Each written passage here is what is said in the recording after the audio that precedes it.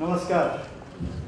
हिंदी अकादमी द्वारा आयोजित 4 रंग, 8 कहानियाँ और 8 निर्देशक, इस कार्यक्रम में आज फिर आपका स्वागत है। जैसा कि कल आपने हमारा 4 रंग का कार्यक्रम देखा, उसमें 2 कहानियाँ यहाँ पर नाट्य रूपांतरित की गई मंच पर। आज फिर 2 कहानियाँ यहाँ पर नाट्य मंचन 2 कहानियों का होगा। एक कहानी है पिंजरे वाली मुनिया। पिंजरे वाली मुनिया के लेखक श्री प्रेम भारद्वाज जी हमारे समक्ष उपस्थित हैं, उनका भी अभिनंदन है। और दूसरी कहानी हमारी है पप्पू फेल नहीं हुआ है। ये दोनों कहानियाँ, दूसरी कहानी के लेखक श्री अखिलेश मिश्रा हैं और निर्देशक हैं पिंजरे वाली मुनिया के श्री प्रसून नारायण जी, और दूसरी कहानी के जो पप्पू फेल नहीं हुआ है उसके निर्देशक हैं श्री जावेद संगीत जी। ये आज का कार्यक्रम है और आप सभी का नाट्य रंग प्रेमियों का हार्दिक स्वागत है। आपके उत्साहवर्धन से ये कलाकार और हम हिंदी अकादमी इस तरह के कार्यक्रम आयोजित करते हैं। ये कहानियाँ, कथा, गाथा बहुत पुरानी परंपरा है। दादा दादी, नाना नानी की परंपरा से ये कथाएँ और ये कहानियाँ लोग प्रचलित होती रही हैं।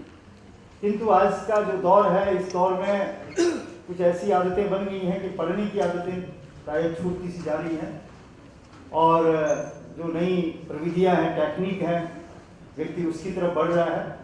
तो हिंदी अकेडमी का जो एक प्रयास है कि हम जन सामान्य में, लोक में फिर से साहित्य के प्रति रुचि पैदा करें।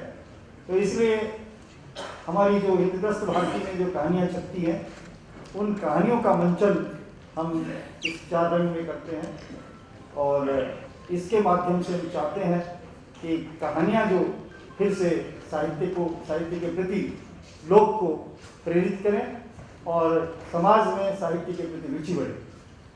कहानी पढ़ने में लोगों के पास थोड़ा सा समय नहीं होता है, तो मंचन के द्वारा कहानी का पूरा सार यहाँ से समझ सकता है, जान सकता है, देख सकता है, और भविष्य में भी वो आपको अन्य प्रविधि के माध्यम से, टेक्निक के माध्यम से भी आपको यूट्यूब आदि पे दिखाया जा सकता है। तो ये हमारा उद्देश्य है और आप उस उद्देश्य में शामिल हैं।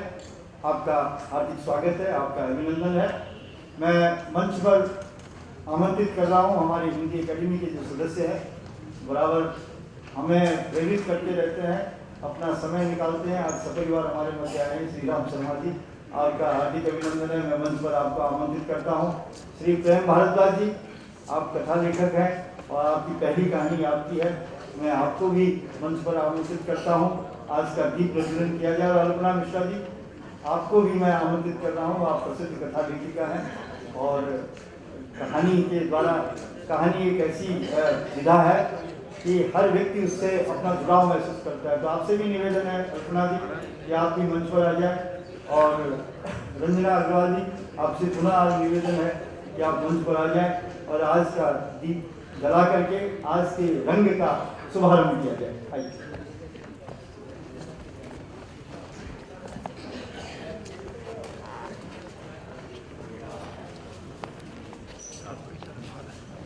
देरी बैठ जाइए।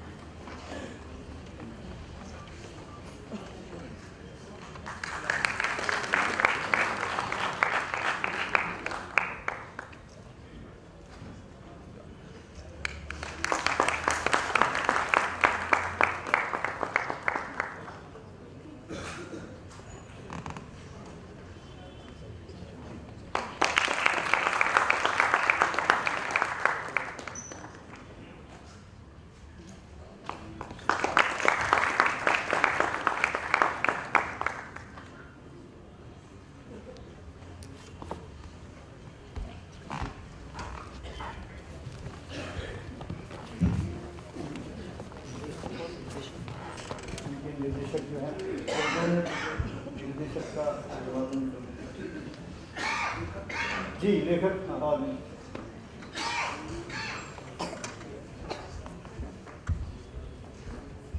प्रसून नारायण जी जहाँ भी हों मंच पर आ जाए। आज के इस कथा के निर्देशक श्री प्रसून नारायण जी, और मैं हिंदी अकादमी की ओर से इस कथा के जो लेखक पिंजरे वाली मुनिया, इस कहानी के जो लेखक है जिसका यहाँ पर मंचन किया जा रहा है, इसके जो लेखक है श्री प्रेम भारद्वाज जी का स्वागत जो है हमारे श्री राम शर्मा जी करेंगे। आपसे निवेदन है कि हिंदी अकादमी का अभिवादन और अभिनंदन स्वीकार करें। प्रेम भारद्वाज। मेरी सौभाग्य की बात है कि आज महान साहित्यकार पत्रकार आज मैं सम्मानित करता हूँ, ये मेरी सौभाग्य की। और प्रसून नारायण जी ये निर्देशक हैं इस कथा के। आइए।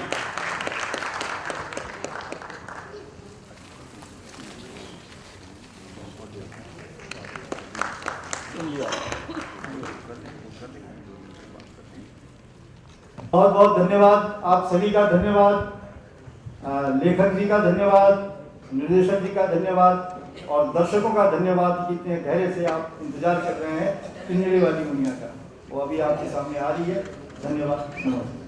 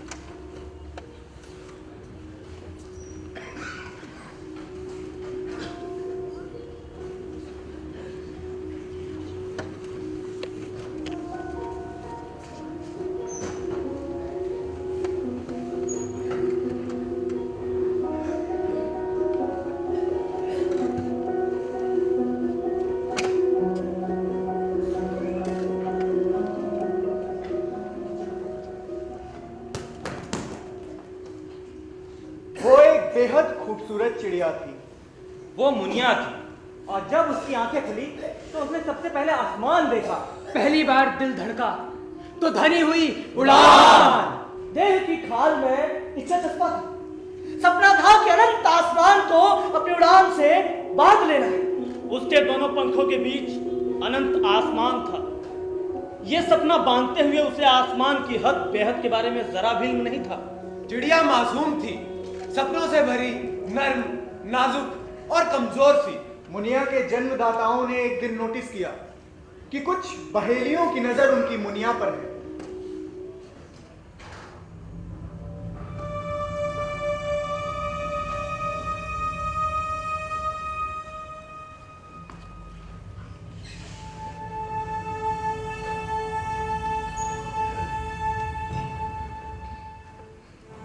बहेलियों के पास जाल था, मुनिया के पास शिशु जैसी मासूमियत। और जिस दिन मुनिया के पिता ने चिंता की उस दिन गजब हो गया। सुबह जब मुनिया जागी तो वो चिड़िया से लड़की बन गई।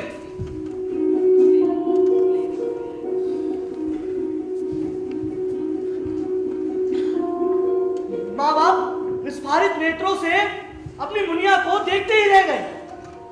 लेकिन उनको अच्छा लगा मुनिया का चिड़िया से लड़की बन जाना। लेकिन चिड़िया की हिफाजत से कहीं ज्यादा मुश्किल होता है किसी सुंदर लड़की को सुरक्षित रखना। और जब पिता बीमार पड़ गए तो उनकी चिंता और बढ़ गई। और फिर एक दिन मुनिया की मर्जी के खिलाफ उसकी शादी कर दी गई। अरे सामान लेके आओ।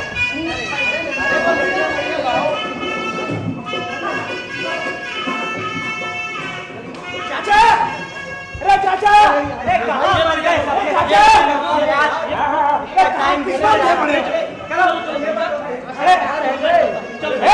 अरे को लाओ जल्दी। भाई तू भी कुछ पहन ले। बेटा कुर्ता लेकर आओ मेरा।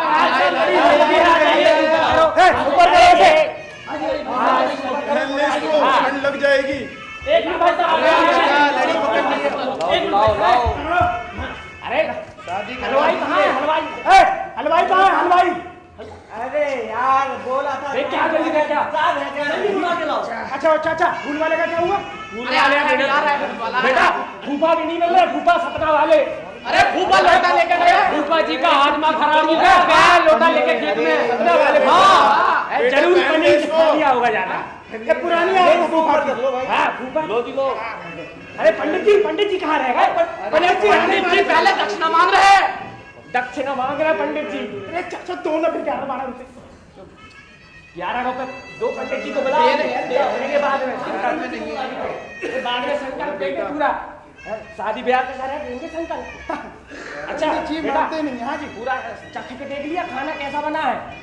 दाल में थोड़ी नमक ज्यादा था, बाकी सब सही। बाकी सब है अच्छे। ज्यादा नहीं खा लिया। पंडित जी आ रहे। अरे पंडित जी आ रहे। पंडित जी यजमान हवन कुंड मंगवाइए। हवन कुंड फूलों का थाल ले आया। पंडित जी राम राम। पंडित जी यजमान जल और कलश मंगवाइए। जल और कलश पिलाओ तुरंत। पंडित जी राम राम। सीताराम बाबा चलो सीताराम। सुनता ही नहीं कोई मेरी तो। आप सुनेंगे, आपकी भी सुनेंगे। आप लड़के हो। वर और वधु को बुलवाइए। यजमान जी बालक और फूल माला मंगवाइए।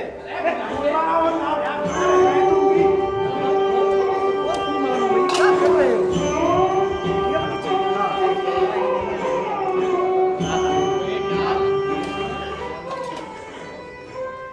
बस बेटा बस।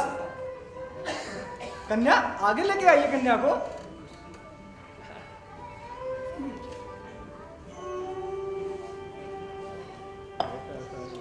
ये लीजिए जयमान, फूलमाला दीजिए। बेटी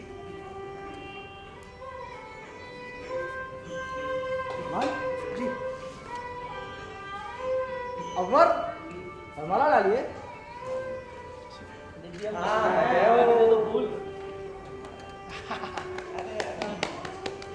अब वर और वधु दोनों इधर आ जाइए। यजमान जी वर और वधु का गठबंधन करवाइए। 7 जन्मों का गठबंधन करना भैया, भूले ना। कस के बाद ना एकदम कस के। अब वर और वधु दोनों अग्नि को साक्षी मानकर फेरे लीजिए। पहले वधु आगे चलेगी और आप पीछे चलेंगे। चलिए। ओम मंगलम भगवान विष्णु मंगलम गरुड़ध्वजा मंगलम पुंडरीकाक्षाय मंगलाय तनोहरि। ओम सर्व मंगल मांगल्ये शिवे सर्वासाधिके शरण्ये त्र्यंबके गौरी नारायणे नमस्तुते। ओम स्वस्ति न इंद्रो वृद्धश्रवा स्वस्ति न पूषा विश्ववेदा स्वस्ति न चार्यो अरिष्टनेमि। अब रुकिए। अब अगले फेरे से, इस फेरे से वर आगे चलेगा और वधु पीछे। यजमान पटका इधर रख दीजिए। ओम अपवित्रा पवित्रो वा सर्ववस्थं गतोऽपि वा या यश्वरे पुंडरीकाक्षं शाभाभ्यंतर शुचि। ओम महालक्ष्मी नमस्तुभ्यं। रुकिए। विवाह संपन्न हुआ। बधाई बधाई हो। अब वर और वधु अपने बड़ों का आशीर्वाद लीजिए। अरे झुक झुक जियो, सौभाग्यवती भाई। पंडित जी आपका संकल्प करते हैं। धन्यवाद पंडित जी। अरे हाँ क्या कर रहे हो? पंडित जी इसके बाद बुआ के लड़के का नंबर है। अच्छा ये आपको बुआ का लड़का है। अरे करवा देंगे।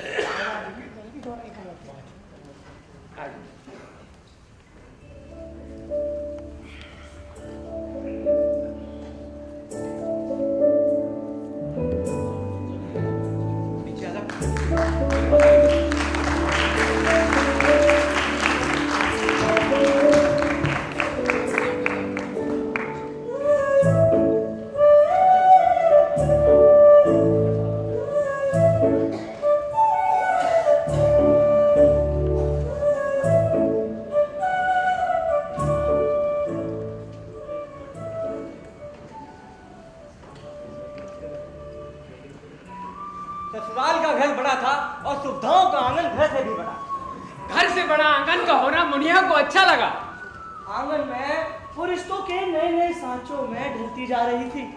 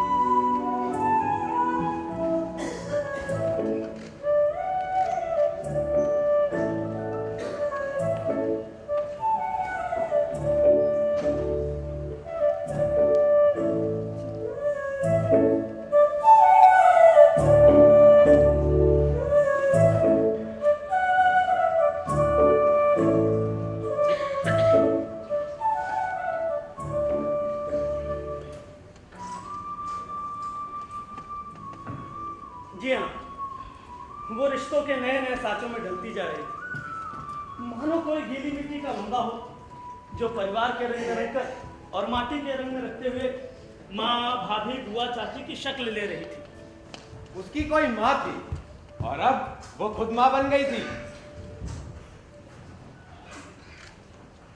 कुछ सालों पहले वो अपनी माँ की गोद में खेला करती थी और अब उसका बेटा उसकी गोद में खेलता है। और ये सब इतनी जल्दी जल्दी हो रहा था कि रुककर सोचने का मौका ही नहीं मिला कि अच्छा क्या है और बुरा क्या है।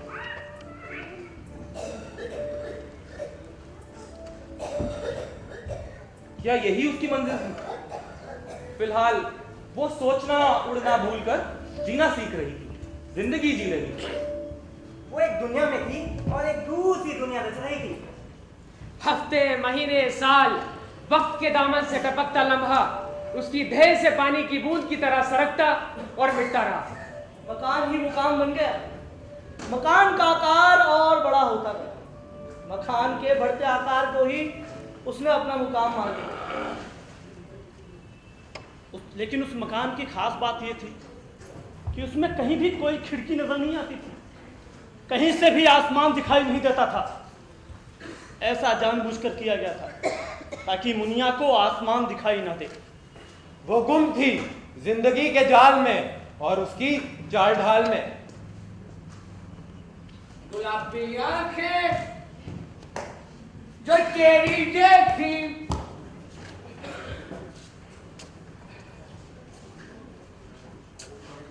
शराबी ये दिल हो गया, संभाल मुझको ओ मेरे यारो, संभलना मुश्किल हो गया।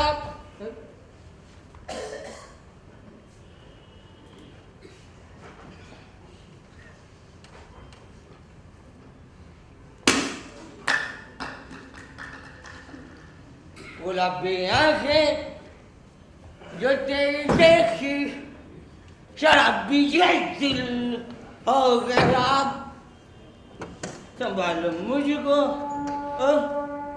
ओ मेरी मुनिया, संभलना मुश्किल हो गया। मेरा सिगरेट कहाँ है? हाँ हाँ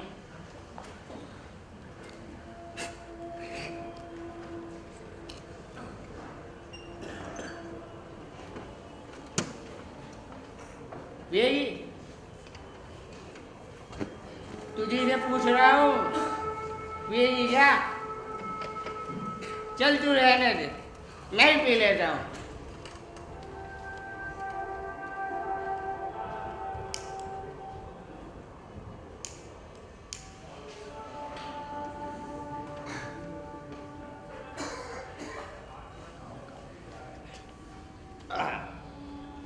ए मुनिया,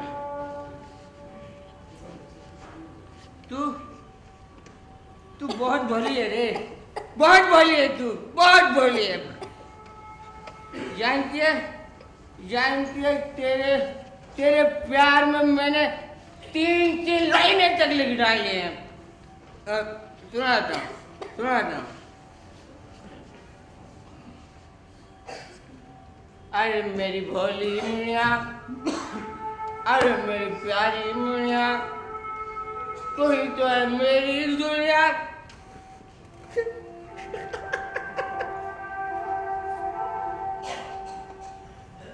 मुनिया, तू मेरी जान है, तू मेरा जान है मुनिया। मुनिया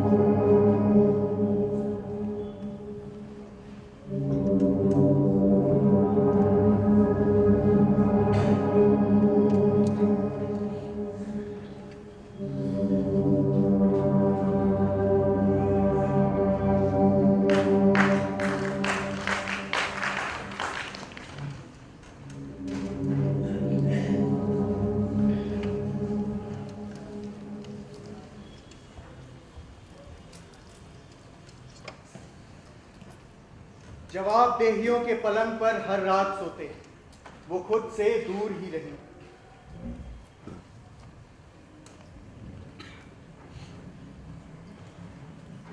मुनिया, ए मुनिया जी, देखो मैं तुम्हारे लिए क्या लाया हूं।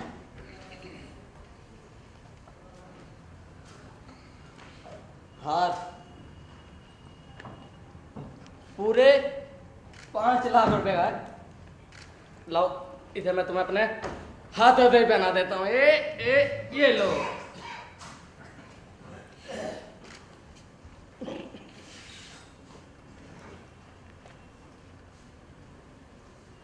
साल दर साल गले का हार भारी होता गया। मुनिया हार से हारती रही। मालिक ने मान लिया कि भारी हार से मुनिया खुश है। और मालिक ने बहुत बड़ा मकान ले लिया, जंगल के करीब। मुनिया को जंगल पसंद था। मालिक ने मकान की चाबी सौंपते हुए कहा, मुनिया, ए मुनिया, ये बड़ा सा मकान तुम्हारे लिए। हाँ, और हाँ, अब इस मकान को घर बनाना वो तुम्हारी जिम्मेदारी है। अरे, मकान की चाबी देना तो मैं भूल ही गया। ये लो मकान की।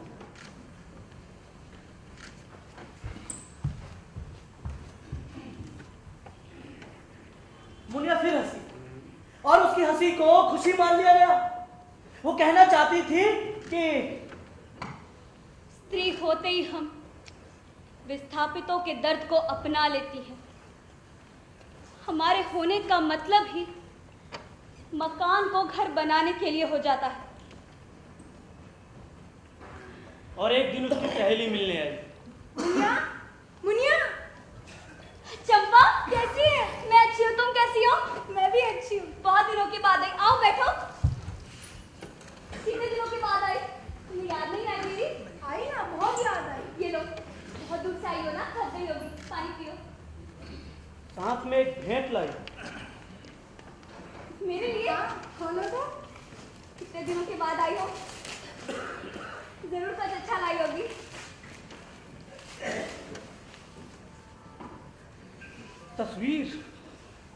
तस्वीर में आसमान था, उड़ते परिंदे थे, हरियाली थी। आसमान को देखते ही मुनिया की स्मृति जैसे लौट आई। उड़ान, आसमान को बांध लेने का सपना वो उड़ने को बेताब हो गई। मुझे उड़ना है। उड़ना है? पर तुम कैसे उड़ सकती हो? पंख से। पंख से? क्या पागल हो गई हो? मैं सच कह रही हूँ, मैं सच कह रही हूँ चंपा, पंख है मेरे पास। तुम तो मुझे बचपन से जानती हो ना। पंख? पंख कहाँ है? तो पंख तुम्हारे? मैं सच कह रही हूँ, मेरे पास पंख है। मेरे पंख झड़ गए, न जाने कब कैसे कहाँ, मुझे पता ही नहीं चला। मगर मैं सच कह रही हूँ, पंख है मेरे पास। देखो, ध्यान से देखो। नहीं मुनिया, देखो, मैं कह रही हूँ पंख है मेरे पास। मेरे पंख कहाँ गए? मेरे पंख कहाँ गए? मेरे पंख कहाँ गए? मेरे पंख, मुझे मेरे पंख चाहिए। मेरे पंख, तुमने मेरे पंख देखे? मुझे आसमान में उड़ना, मुझे मेरे पंख चाहिए। क्या बताओ?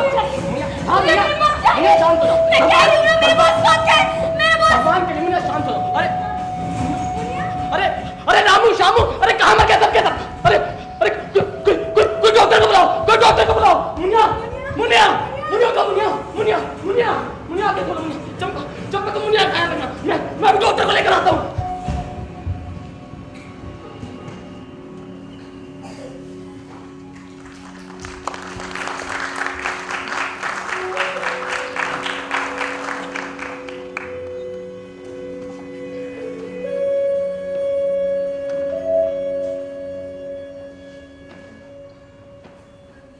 मुनिया को जबरन अस्पताल में भर्ती कराया गया और कोई बीमारी नहीं निकली। डॉक्टर ने आराम करने की सलाह दी। एक दिन फिर सहेली मिलने आई, मुनिया झल्ला गई। किस जन्म का बदला लिया तुमने मुझसे? क्यों दिखाया मुझे आसमान? क्यों दिखाया? आसमान दिखा देने से क्या हो गया? आसमान दिखाने से फिर से उड़ने की इच्छा ने जन्म ले लिया। मुझे उड़ना है, मुझे आसमान में उड़ना है। उड़ना है तो किसी जादूगर को ढूंढ ले, वही तुझे औरत से चिड़िया बना देगा। जादूगर? चंपा, क्या जादूगर ऐसा कर सकता है? जादूगर तो कुछ भी कर सकता है ना। जादूगर मुझे पंख दे देगा? हाँ, फिर मैं उड़ पाऊंगी? तुम उड़ पाओगी। हाँ, जादूगर तो कुछ भी कर सकता है। मुझे जादूगर से मिलना होगा। जादूगर मुझे पंख दे देगा, फिर मैं उड़ पाऊंगी, फिर मैं उड़ पाऊंगी। जादूगर, हाँ, जादूगर से मिलना होगा, जादूगर से मिलना होगा। मुनिया जानती थी स्त्री से चिड़िया बनना मुमकिन नहीं, और असंभव को संभव ईश्वर के बाद अगर कोई कर सकता है तो सिर्फ जादूगर। वो जादूगर की तलाश में जुट गई। क्या कोई जादूगर है इस पृथ्वी पर जो उसको उड़ना सिखा दे? और फिर एक रात उसे सपना आया। सपने में वही जादूगर जो वो दिन के उजालों में ढूंढ रही थी, उसे देखकर वो इस कदर खुश हो गई जैसे मानो उसके सामने ईश्वर खड़े हैं। और सब कुछ जानते हुए उसने पूछा, कौन हो तुम?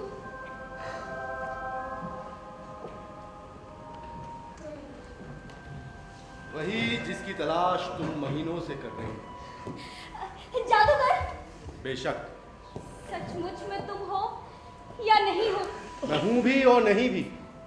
जादूगर सच होता है, मगर उसका जादू सच और झूठ से इतर। मैं कुछ समझी नहीं। जादूगर का जादू देखो, समझने की कोशिश करोगी तो कुछ हासिल नहीं। तुम मुझे मायूस कर रहे हो। मैं तो मायूसी दूर करने आया हूं मुनिया।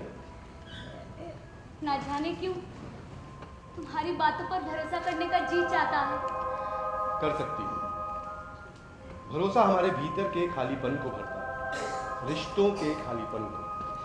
बात बताओ जादूगर, मेरा चेहरा क्या बोलता है? क्या मेरा चेहरा मेरी जिंदगी से मेल नहीं खाता? सच कहूंगा तो नाराज हो जाओगी मुनिया। नहीं जादूगर, ऐसा नहीं होगा, बताओ ना।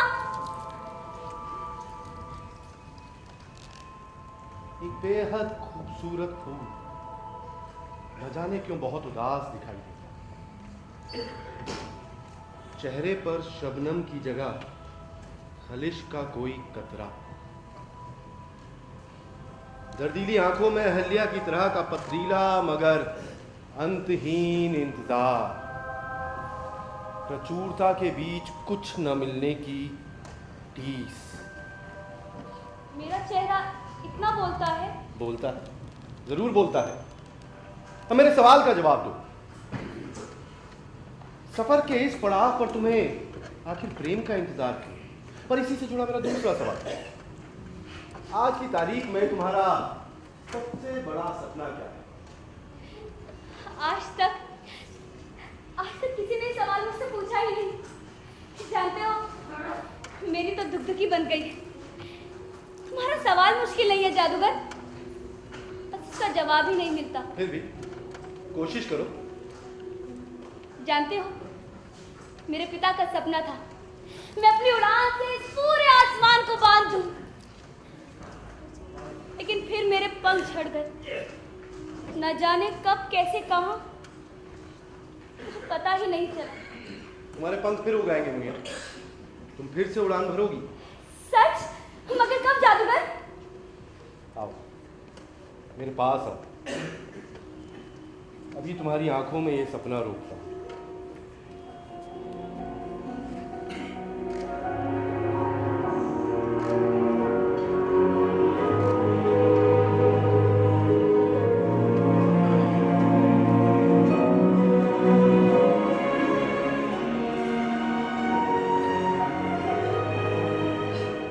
मुनिया को भरोसा था ये बाहें उसकी अंतिम पनाहगाह है, वो यहाँ सबसे ज्यादा सुरक्षित है।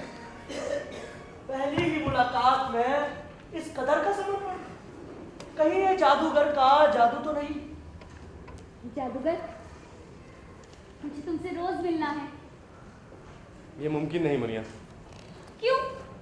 जादूगर का काम तो हर नामुमकिन को मुमकिन बनाता है। ठीक है, तो ऐसा ही होगा। ये कलम लो, इससे जादूगर लिखना और जादूगर तुम्हारे सामने होगा। लेकिन ध्यान रहे, ये जादू सिर्फ रात के 12 बजे के बाद ही काम करता है, दिन के उजाले में ये काम नहीं करेगा। मुनिया ने वैसा ही किया। उसने जादूगर से कलम लगभग झपट ही लिया और उसे चूम लिया।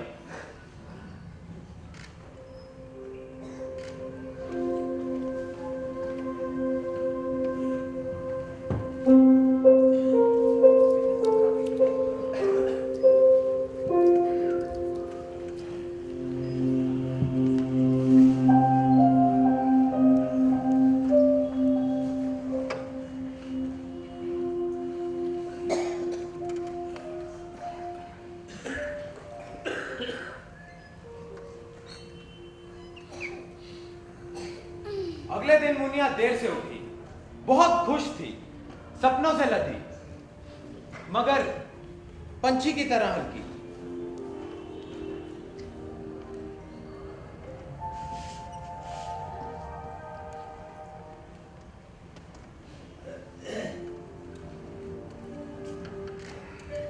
जमाने बाद उसने खुद को चिड़िया की तरह हल्का महसूस किया। और पूरा दिन रात के इंतजार में काटा। 12 बजने की बेताबी में सैकड़ों बार उसकी नजर घड़ी पर गई। और जैसे ही 12 बजे मुनिया ने लिखा, जादूगर। वो शहर का सबसे पुराना और बड़ा कब्रिस्तान, लेकिन जार की इतनी खूबसूरती होती है, सन्नाटे का अपना संगीत। बेतरतीब फैली झाड़ियां और उगी घास बताती थी कि यहां से कोई राह नहीं गुजरती, कोई आता नहीं यहां। कब्रिस्तान के बीचों बीच एक बड़ा सा दरख्त, जिसकी शाख पर कोई पत्ता नहीं था, पत्ता विहीन नग्न वृक्ष। उन नंगी शाखों पर बहुत सी चिड़िया बैठी, उनकी चहचहाहट से उस सन्नाटे में एक खास तरह का संगीत घुल गया था। ये कौन सी जगह है जादूगर? मोहब्बत की अंतिम पनाहगाह, एक ऐसा सूना महल जिसका ना कोई दर है ना कोई दीवार। लेकिन देखने में तो ये कब्रिस्तान मालूम होता है।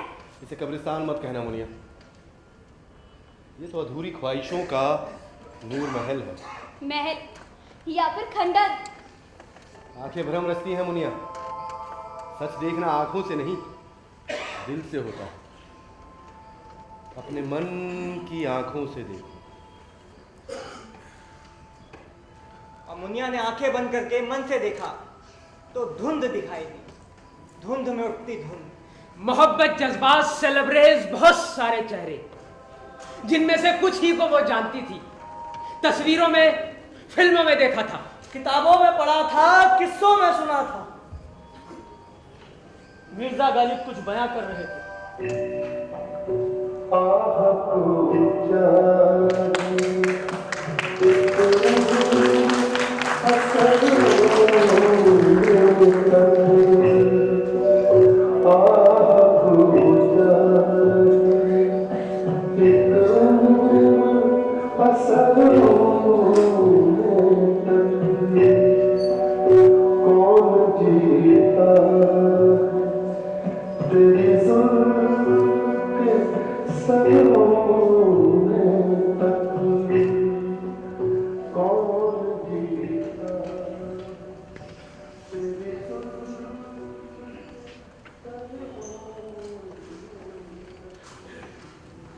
मीर कुछ खिजे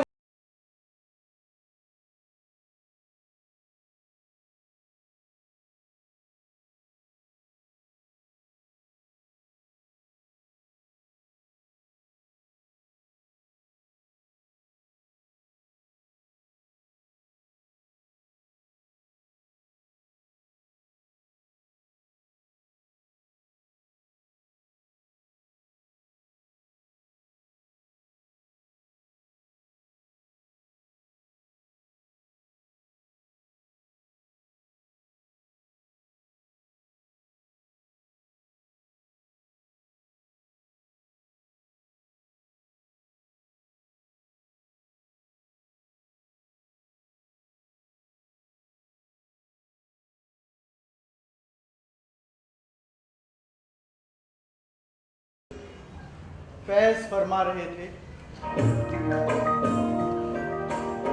मेरे दिल मेरे मुसाफिर, मेरे दिल मेरे मुसाफिर, हुआ फिर से हुक्म सादिर, मेरे दिल मेरे मुसाफिर, हुआ फिर से हुक्म के बदन बदन हो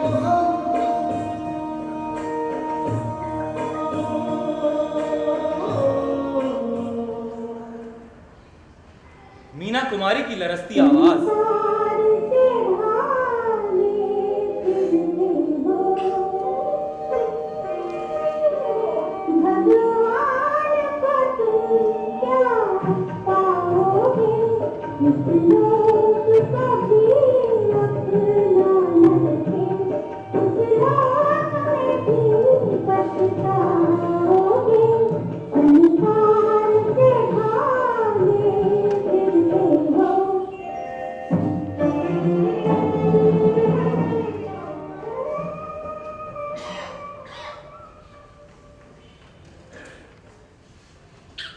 इनके अलावा मोहब्बत से लबरेज, अनाम चेहरों पर गजब का नूर।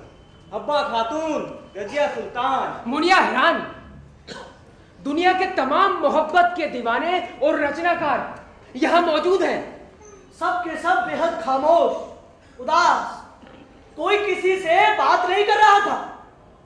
जो मैं देख रही हूँ वो हकीकत है या फिर एक सुनहरा ख्वाब? ये वो जगह है मुनिया जहाँ ख्वाब और हकीकत के बीच का फर्क मिट जाता है। जिसे तुम ख्वाब समझती हो वो तो धुन में लिपटी हकीकत है, और जिसे तुम हकीकत समझ रही हो वो तो सिर्फ धुन की पोशाक पहने एक ख्वाब ही तो है। जादूगर, क्या मैं इनसे बात कर सकती हूँ? नहीं मुनिया, नहीं, ये किसी से बात नहीं करते। ये लफ्जों की फरेबी दुनिया को बहुत पीछे छोड़ आए।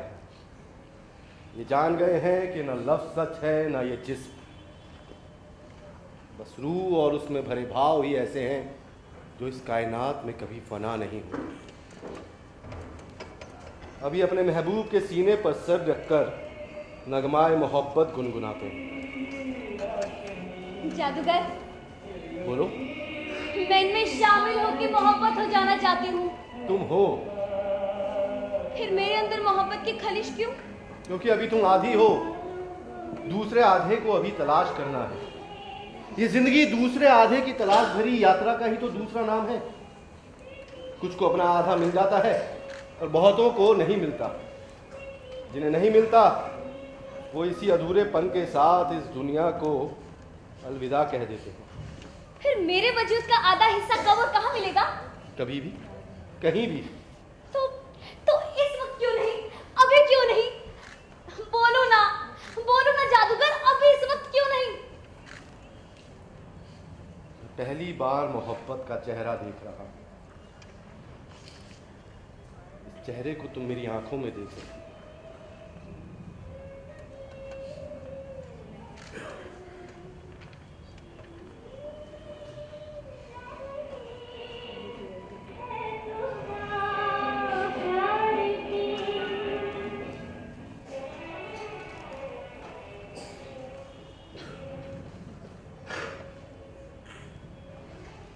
हमें अब चलना चाहिए, देर हो गई है।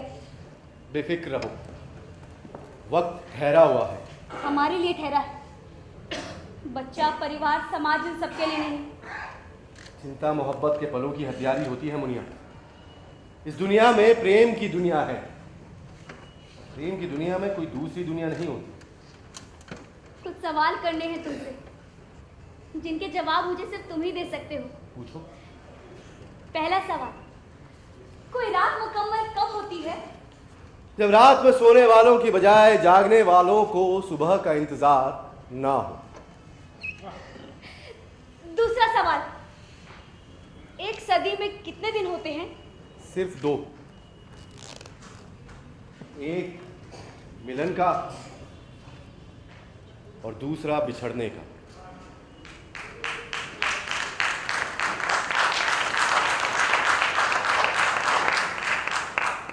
तीसरा और आखिरी सवाल,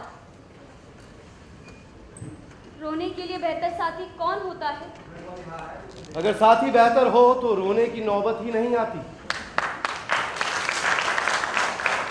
जादूगर, तुम सचमुच में महान हो। महान मैं नहीं मुनिया, महान तो वो ऊपर आसमान में बैठा है, जिसका सबसे बड़ा जादू है औरत। तुम औरत हो, मोहब्बत हो। तुम मुझे सुला दो। जरूर, जागने के लिए सोना जरूरी है। आओ मेरी बाहों में।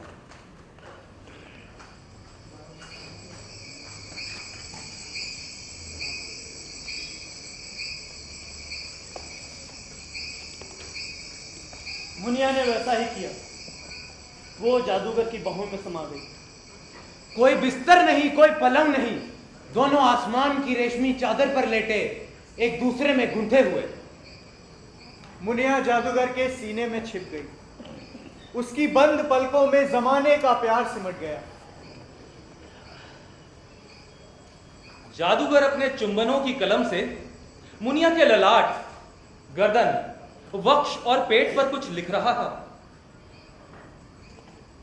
कमर, पीठ, नितंब, जांघें, पिंडलियां, नभ से शिक तक मोहब्बत लिख रहा था। मुनिया को कब नींद आ गई उसे मालूम ही नहीं चला।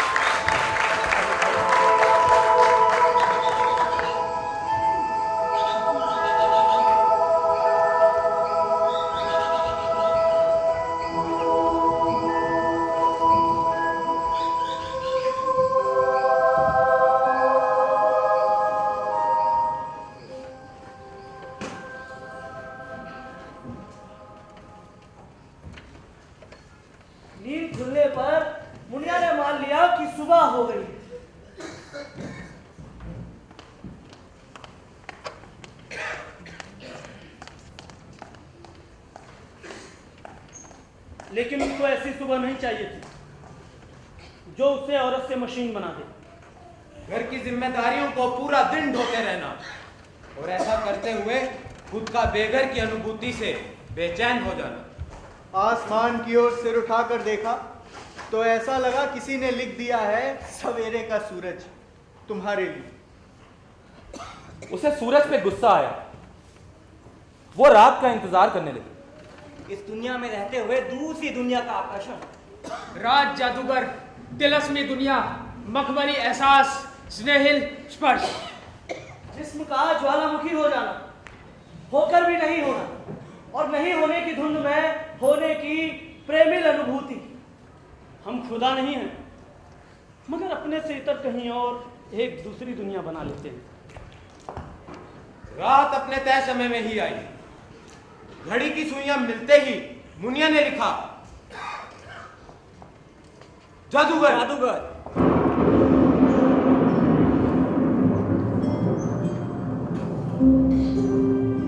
दूर दूर तक फैला रेगिस्तान, ना कोई दरख्त, ना कोई तालाब, और ना ही किसी मरीचिका का भ्रम। वहां अनगिनत शिशु थे, धूप में तपते, हंसते, खेलते, रोते, मुस्कुराते, नवजात से लेकर 3-4 साल की उम्र के। वो कुछ बोल रहे थे, किसी को खोज रहे थे। ना वहां कोई दूध की बूंद थी, न चंदा मामा, न खिलौना, न आंचल, न सबसे सुरक्षित जगह मां की गोद। ये तमाम शिशु अपने पिता के उन्माद क्षणों में टपके वीर की बूंद भर थे। अपनी माताओं के दर्द थे। अपनी मां और उसकी आत्महत्या के बीच मजबूत दीवार थे वो बच्चे। उनसे बहुत दूर रेत पर एक बेहद उदास थकी स्त्री चित्त लेटी थी। उसका चेहरा किसी चट्टान की मानेंद सख्त था। बाल अमेरिकी साम्राज्य की तरह फैले थे। आंखें बंद थी, मानो दुनिया में कुछ देखने के लिए बचा ही नहीं है। मानो पूरी दुनिया की खूबसूरती को उसने अपने नन्हे से पलकों में समेट सा लिया था। उसके स्तन खुले थे। दोनों तरफ से शिशु पूरी तन्मयता के साथ अमृत पी रहे थे। ये क्या जगह है जादूगर? जगह नहीं मुनिया, ये जिंदगी है जिसे स्त्री रचती, तुम रचती। इतने सारे शिशु? ये तो अरमान है, औरतों की रचनाएं। रक्त में सने शिशु की मानें सुंदर, स्नेह और पवित्र। इस दुनिया में बच्चों से पवित्र कुछ भी नहीं मुनिया, स्वयं पवित्रता भी नहीं। एक बात बताओ जादूगर, सृष्टि का रचयिता कौन है? ईश्वर, प्रकृति या स्त्री? स्त्री। वो जन्म देती है। सूरज, चांद, धरती, पर्वत के बावजूद ये दुनिया ना होती अगर स्त्री ना हो। स्त्री मतलब सिर्फ एक देह नहीं, जिंदगी है। स्त्री मतलब सुंदरता, सृजन। वो सांस है, वो है तो ये संसार है, जिंदगी है, सभ्यता है, और नहीं है तो सिर्फ शून्यता है। तो सबसे बड़ा जादू क्या है? ये दुनिया। और सबसे बड़ा जादूगर? स्त्री, जन्म देने वाली स्त्री। वो अपने प्रेम के जादू से असंभव को संभव कर देती है।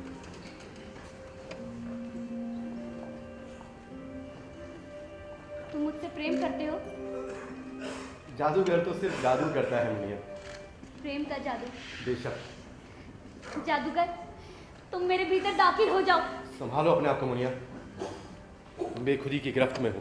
मैं होशो हवास में हूँ और इसी समय ये ख्वाहिश करती हूँ कि तुम अपने वीरे का एक कतरा मेरे भीतर रोक दो। मैं तुम्हारे प्यार को इंसानी शक्ल का रूप देना चाहती हूँ। प्रेम को शक्ल देना उसे छोटा कर देना होता है मुनिया। डर रहे हो तुम? नहीं, तुम्हारे बारे में सोच रहा हूँ। मेरे बारे में? क्या?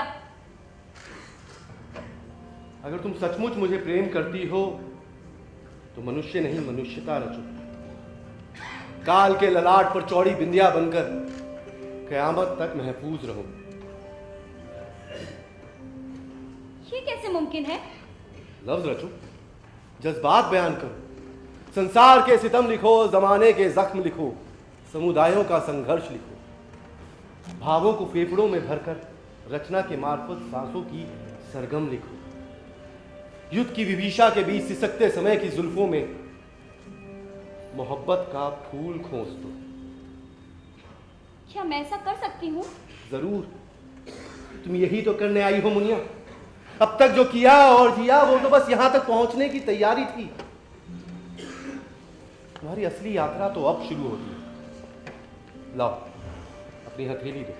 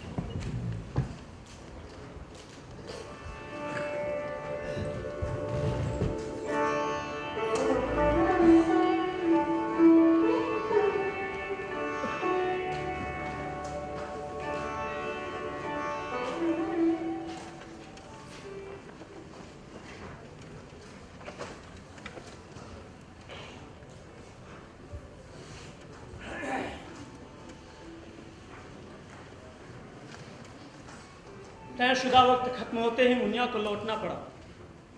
जाने के बाद लौटना जीवन का जरूरी हिस्सा है। जाना तो जादू भी नहीं रोक पाता। वो अक्सर जख्म के भटकने से रिखा पीड़ादायक होता है। मुनिया को भी जादू की दुनिया से जख्म की दुनिया में लौटना पड़ा।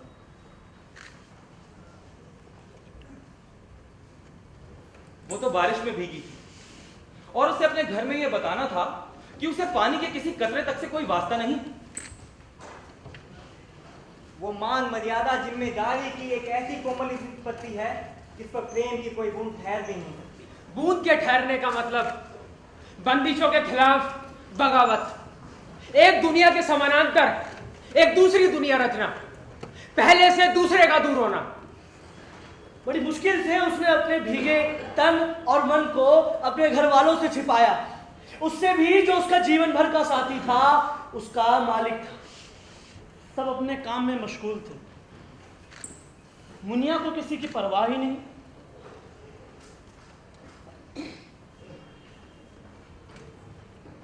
पत्नी के प्यार को महज साप्ताहिक सहवास समझकर धन के विस्तार में मशगूल पति था।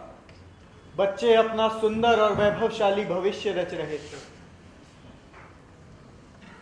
और तभी मुनिया ने महसूस किया कि फिर से उसके पंख उगने लगे हैं।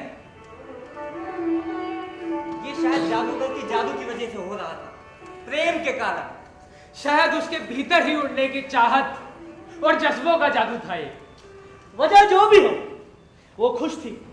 वो उड़ सकती है, अपनी उड़ान से आसमान को बांध सकती है। मुनिया ने उसी समय घर के सभी खिड़की दरवाजों को बंद कर लिया। रात को ही वो दिन मान बैठी।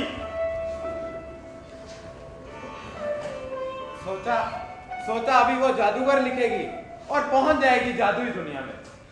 मगर उसके सोच लेने से क्या होता है? उसने मन ही मन जादूगर से कहा कि वो दिन को रात कर दे। मगर जादू का भी तो अपना कायदा होता है, दिन रात का अपना नियम। रात अपने तय वक्त पर आई। 12 बजते ही मुनिया ने लिखा,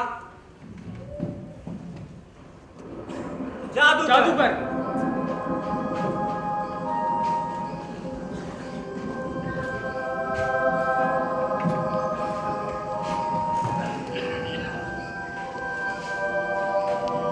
इस बार मुनिया ने खुद को एक बेहद घने जंगल के बीच पाया। आसपास दरख्त ही दरख्त, बेहद घनी झाड़ियां। चिड़िया थी मगर उनकी चहचहाहट नहीं, गुमसुम, जैसे कुछ खो गया हो। जादूगर, ये चिड़िया चुप क्यों है? ये बहुत दुखी है मुनिया। तुम्हें कैसे मालूम? मैं इनकी आंखों में देखता हूँ। इंसान हो या चिड़िया, सबका दर्द दिल में नहीं, आंखों में छिपा होता। क्या है इनका दुख? उड़ान। ये कभी उड़ा करती थी। एक दिन बहेलिया आया, जाल बिछाया, दाना खिलाया और फांस कर ले गया।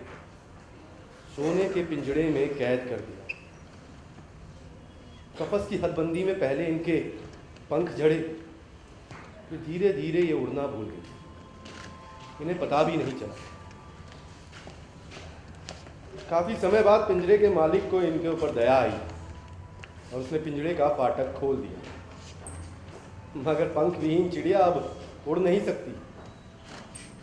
अब समय का एक बड़ा हिस्सा बीत चुका है। अब अगर उड़ भी लेंगी तो क्या कर लेंगी? बस यही सोचकर यह हमेशा उदासी की डाल पर बैठी रोती और सिसकती रहती। जादूगर, ये तो मैं हूँ। हाँ मुनिया, ये चिड़िया नहीं, स्त्रियां हैं। परिवार के पिंजरे में कैद ये उड़ना भूल गई।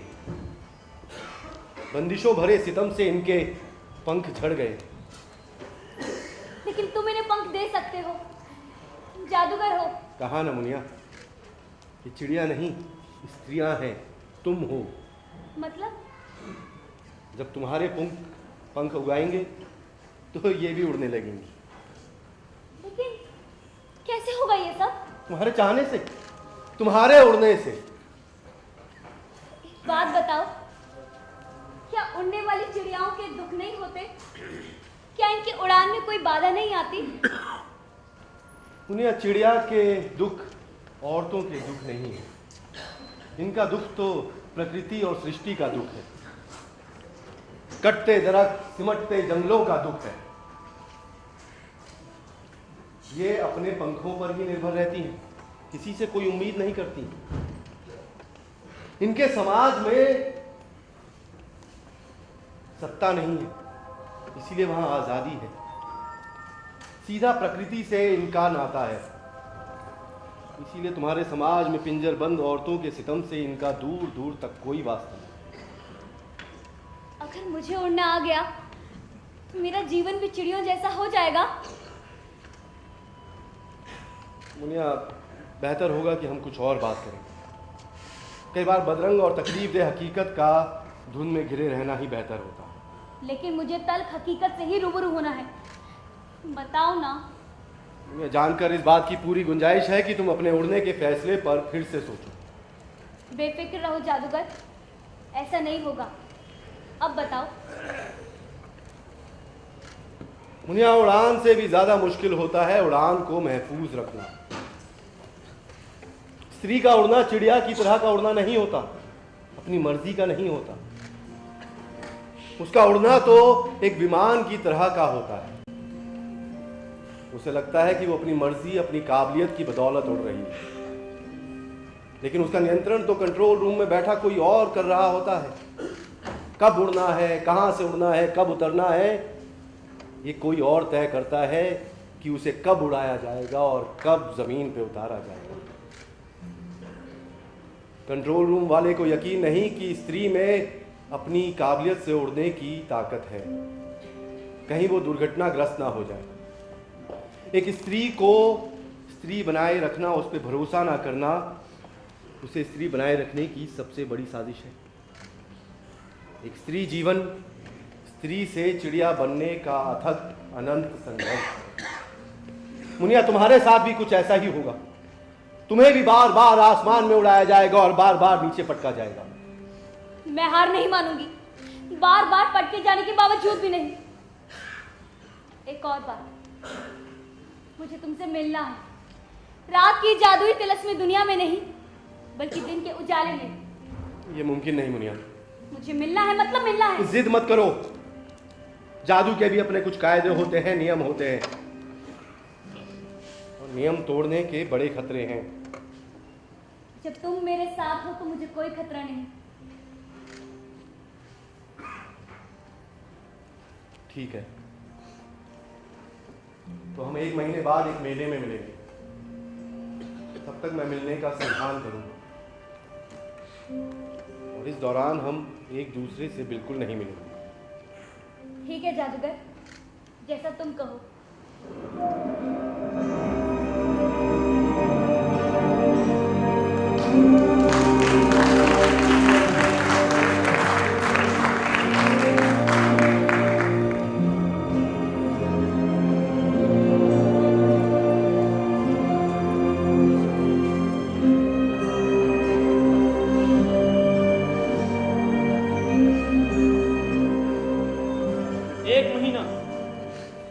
एक महीना मुनिया ने बड़ी मुश्किल से काटा और तय वक्त वो मैदान पे पहुंच गई।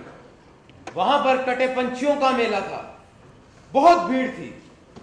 मुनिया ने गौर किया तो देखा वहां वही पंछी थे जो महीने भर पहले उसे जंगल में मिले थे। आज उनके चेहरे पर चमक थी, उनको पंख मिलने वाले थे, वो उड़ान भरने वाली थी।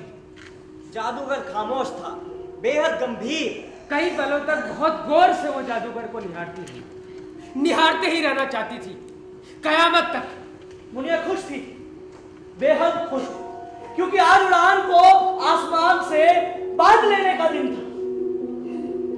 तभी जादूगर ने मुनिया के हाथों को अपने हाथों में लिया और आंखों में आंखें डालकर जादू किया। एक बार फिर मुनिया के पंख फड़फड़ाए। मुद्दतों बाद उसने उड़ान भरी, पहले आहिस्ता, धीरे धीरे रफ्तार। उसने अपनी उड़ान से आकाश को बांध लिया। आसमान में घंटों उड़ान भरने के बाद वो जमीन पर लौटी और जादूगर के हाथ पर बैठी। और तभी एक जादू हुआ। जादूगर इंसान से दरख्त में तब्दील हो गया।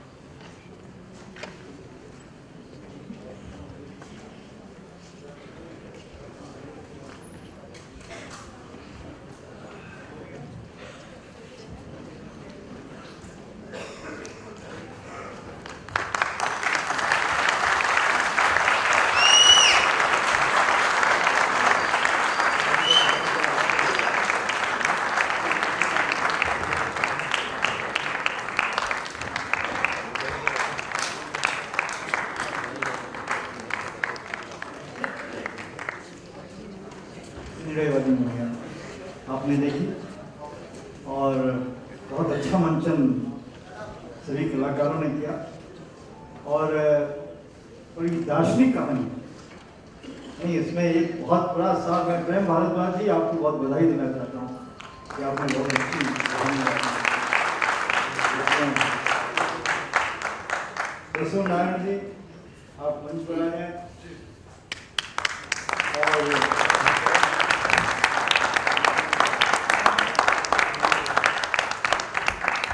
प्रेम भारद्वाज जी आप भी आ जाए, एक बार फिर से एक चित्र लेना है। श्रीराम जी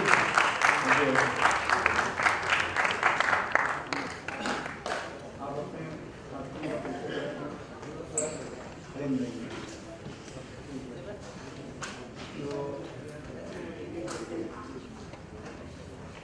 यहाँ आ जाए, यहाँ आ जाए, यहाँ से हम आपका अभिनंदन करेंगे छात्रों का। आप आइए, बच्चे देखते हुए आइए, इधर से आइए, इधर से आइए। हाय, माय नेम इज हिमांशी और मैंने मुनिया की सखी का रोल प्ले किया है और माँ का और मेरा भाई का।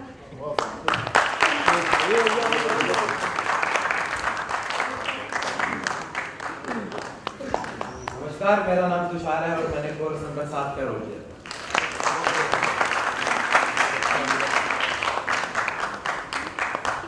सबको नमस्कार, मैं मयंक श्रीवास्तव, कोरस नंबर 1। नमस्कार, मेरा नाम उपेंद्र भारद्वाज, मैंने कोरस नंबर 5 का नमस्कार, ढेर सारा प्यार। मैं हूँ आपका दोस्त, आपका छोटा भाई अजय कुमार और मैंने पति का रोल निभाया है। एक बात तो मैंने ये कम किए, लेकिन कभी जब मैंने रात में ये स्टोरी पढ़ी थी ना तो मेरे दिमाग में बहुत ज़्यादा मतलब कि घुमा दिया था इस स्टोरी ने। बहुत बढ़िया लिखा हूँ। ग्रेट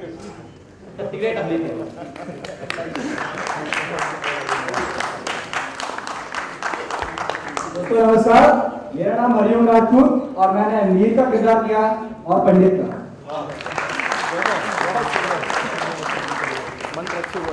नमस्कार, मेरा नाम मोहिनी संगत है और मैंने गुनिया का किरदार निभाया।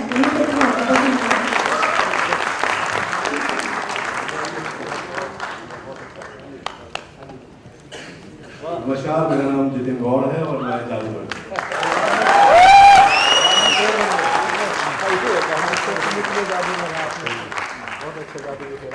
आदाब, मेरा नाम आकाश शर्मा और मैंने गाली पर रोल किया।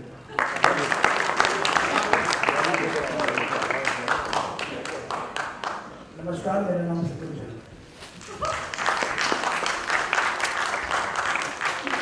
नमस्कार, मेरा नाम अनमोल सेठी है और मैंने कोरस नंबर 2 किरदार प्ले किया। नमस्कार, मेरा नाम पुष्पेंद्र सिंह है और मैंने कोरस नंबर 3 प्ले कराया। सभी को तहे दिल से नमस्कार, मेरा नाम अनिकेत कोहली, मैंने कोरस नंबर 4 किया।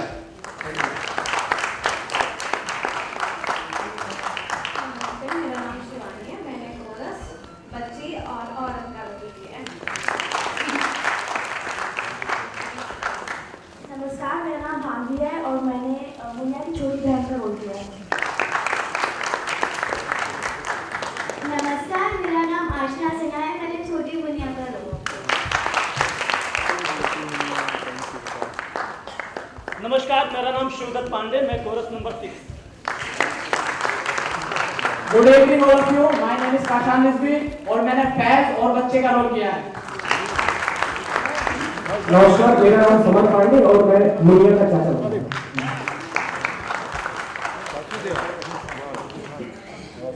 बैक स्टेज में भी लोग हैं। पुरंजय मंच सामग्री में थे, आ जाइए पुरंजय। रजत शर्मा मंच प्रबंधक।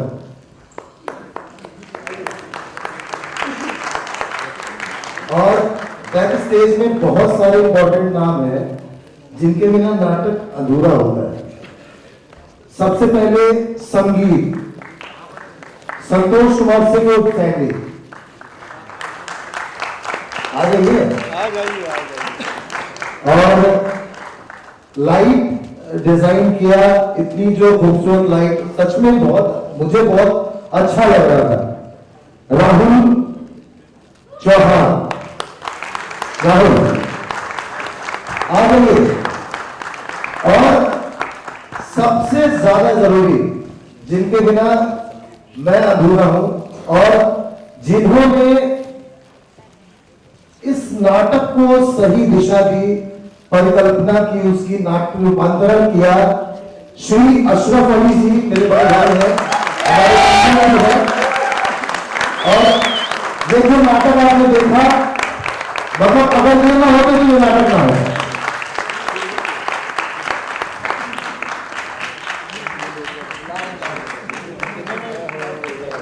इनका वादा था कि बुके आ जाएगा, इनका वादा था बुके आ जाता। ये अशरफ जी, अशरफ भाई देखिए, बहुत अशरफ जी के लिए बड़ा जोरदार तालियां। और प्रसून नारायण जी के लिए इससे भी जोरदार तालियां जी। ये अशरफ जी और प्रसून नारायण जी दोनों की जोड़ियां जो है, और प्रेम भारद्वाज जी आपका बहुत बहुत धन्यवाद, और श्री राम जी आपका बहुत बहुत धन्यवाद।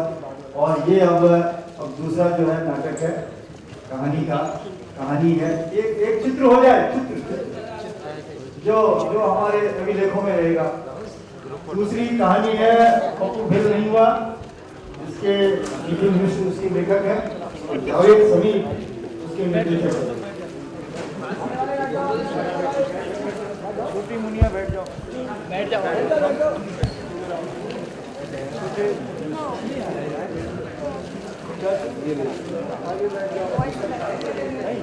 आइए आ जाओ, और अच्छी फोटो आप तो सड़क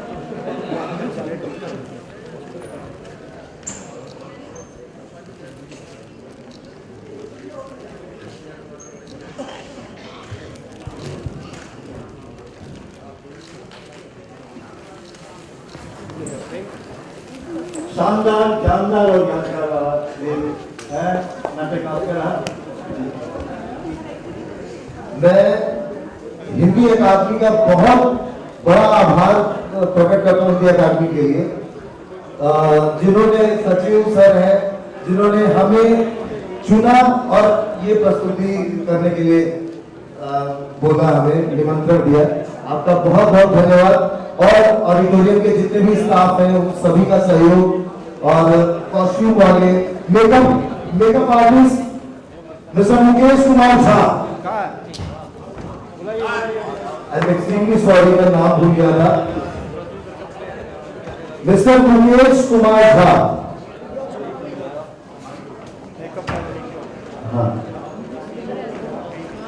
हाँ ठीक है, मैं तहे दिल से धन्यवाद करता हूँ। धन्यवाद।